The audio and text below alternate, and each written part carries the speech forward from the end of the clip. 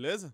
Um espectro ronda a Ásia, o espectro da solução final chinesa em Taiwan. É sobre isso que a gente vai falar aqui hoje, pessoal. Mas antes, recados iniciais, like no vídeo, inscrição no canal, ativar o sininho, etc e tal, beleza? E no final comenta mais se você quer ver mais análises de geopolítica aqui no canal, beleza? Apesar de não ser análises renais, eu sugeriria que chamasse análises renatais esse quadro, tá bom, edição? Se você puder fazer isso aí.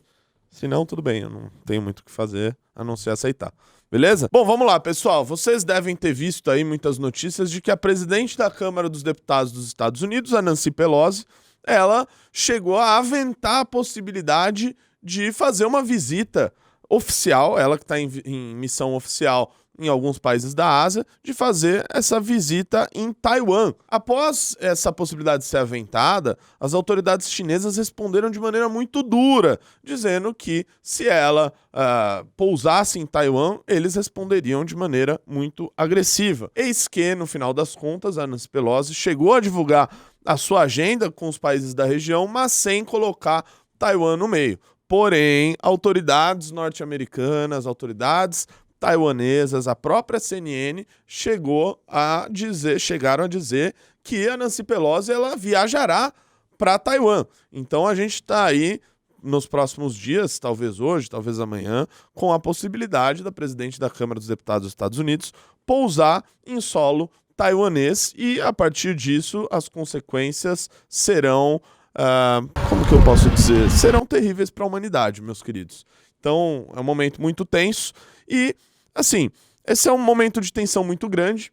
Se você parar para conversar, por exemplo, com um chinês, ele vai te dizer, em sua maioria, que considera Taiwan parte do território chinês e, enfim, que Taiwan não tem essa independência e essa autonomia que acham que tem. Se você conversar com os taiwaneses, como eu já fiz, inclusive, deixar aqui até o izinho da minha live com o embaixador de Taiwan no Brasil, onde ele falou um pouco sobre a capacidade militar de Taiwan, o desenvolvimento de caças, de que eles têm caças dos mais modernos do mundo, de que estão desenvolvendo submarinos, de que estão com poderio naval nada fraco, né? E de que teriam ali alguma possibilidade de tentar se defender da China, por mais que se trate de um país, né? Se trate de uma ilha do tamanho do estado do Rio de Janeiro e a China tenha dimensões continentais, né? Mas é muito interessante você dar uma olhada nesse vídeo para também ver essa perspectiva dos taiwaneses. E por que existe essa cisão entre China e Taiwan? Principalmente porque em 1949, com a Revolução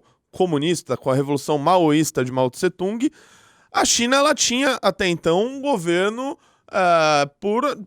feito por nacionalistas. E os que sobreviveram, é claro, fugiram para a chamada Ilha de Formosa, que hoje é chamada de Taiwan, e por lá eles criaram esse governo. Até então, Taiwan seria chamada como República da China e não a atual China pós-maoísta. Ou seja, daí partiu essa briga de dizer qual território seria a verdadeira China. Se Taiwan seria a verdadeira China ou se a China com Taiwan seria a verdadeira China. Deu para entender mais ou menos? Mas sei que é bem confuso, mas é exatamente isso que rola hoje. Durante a Guerra Fria, muitos países começaram a considerar Taiwan como o verdadeiro território chinês. Só que tudo isso mudou da década de 90 para cá, num movimento de ocidentalização dos países dissidentes, como Rússia e China. As medidas diplomáticas passaram a ser outras. Então o Ocidente, aí nesse caso, recuou em algumas questões diplomáticas e passaram a não considerar necessariamente Taiwan como o verdadeiro território chinês. Mas vamos aos tempos de hoje. Por que essa visita da Nancy Pelosi é vista como algo tão perigoso e tão ameaçador para a China? Primeiro, a gente precisa entender que a Nancy Pelosi ela não é bem uma novata na política, né? Muito pelo contrário, ela já é um dinossauro da política. Importante relembrar um caso quando, em 1991, 2 anos após o massacre da Praça Tiananmen, ela visitou o local e ergueu uma faixa, né, em homenagem àqueles que lutaram a favor da democracia dentro da China. Recentemente, ela chegou a demonstrar apoio a Taiwan, mas sem dizer que aquele apoio ao Taiwan necessariamente seria um apoio à sua independência. Então, essa posição de dubiedade dela frente ao histórico,